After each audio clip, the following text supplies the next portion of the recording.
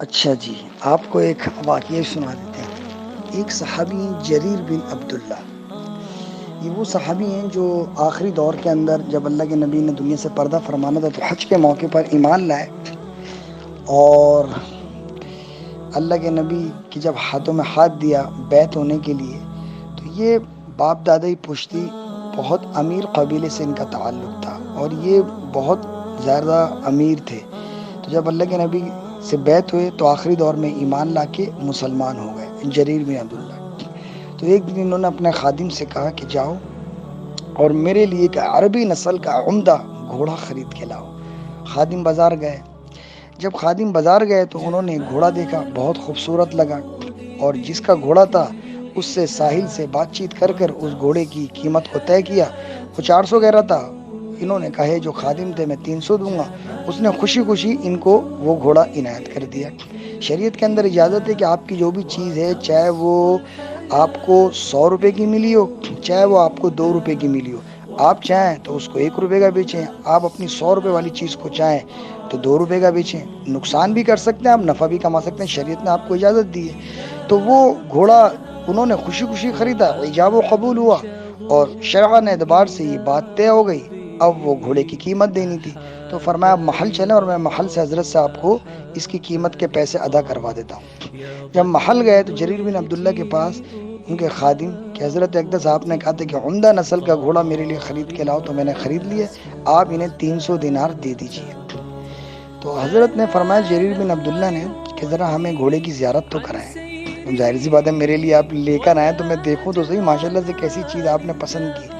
جب گھوڑے کو دیکھا، اوہ ہو، تو وہ میرے بات کے لبے لباب میں مقصود میں نے شروع میں آپ کو یہ چیز بتلائی تھی کہ وہ عربی نسل کا بہت عمدہ گھوڑا تھا، اور جریر بن عبداللہ امیر خاندان سے ان کا تعلق تھا بچپن سے لے کے جوانی تک، اور جوانی سے لے کے جب اللہ تعالیٰ نے انہیں دنیا و آخرت کی تمام اللہ کے نبی کے ہاتھ میں بیعت کر لی تو ان کا تو نصیب ہی کھل گیا۔ تو ظاہر سی بات ہے وہ گھوڑوں کی نسلوں کو جانتے تھے، ان کو اندازہ تھا کہ یہ کون سا گھوڑا کتنے کا ہے۔ تو باپ دادی پشتی بہت امیر تھے، تو فرمایا یہ گھوڑا کس کا ہے؟ فرمایا یہ اس ساحل کا ہے۔ فرمایا اس کو بلاؤ۔ ان کو بلایا گیا۔ فرمایا بھیا آپ سے کتنے کا انہوں نے خریدا؟ فرمایا حضور 300 کا۔ فرمایا خوشی خوشی خریدا؟ فرمایا جی میں نے خوشی خوشی ان کو یہ 300 دینار کا دیا، میں 400 مانگ رہا تھا، انہوں نے 300 لگا، میں نے کہا ٹھیک ہے جی لے جاؤ۔ تو تقدیر کی بات ہے، انہوں نے فرمایا دیکھو سبحان اللہ، صحابہ ہیں بھائی، صحابہ کے ذرے کے برابر بھی میں اور آپ کیا دنیا کی تمام ولی کتب ابدال غوث پہنچ ہی نہیں سکتے۔ تو فرمایا میرے دوست کیا یہ اچھا ہو میں آپ کو 400 دے دوں؟ وہ ہل گیا کہ یار خادم نے تو 300 میں بات طے کی تھی اور حضرت اقدس 400 دے رہے ہیں۔ فرمایا کیا یہ اچھا ہو میں آپ کو 500 دے دوں؟ کیا یہ اچھا ہو میں آپ کو 600 دے دوں؟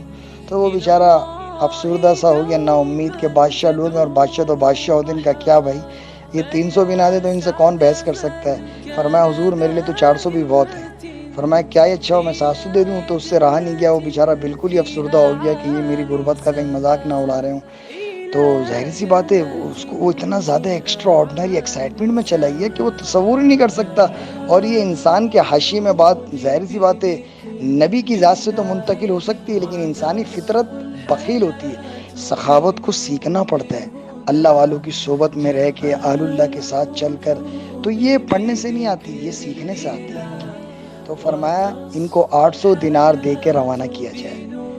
اچھا جی، انہیں 800 دینار دے دیے گئے۔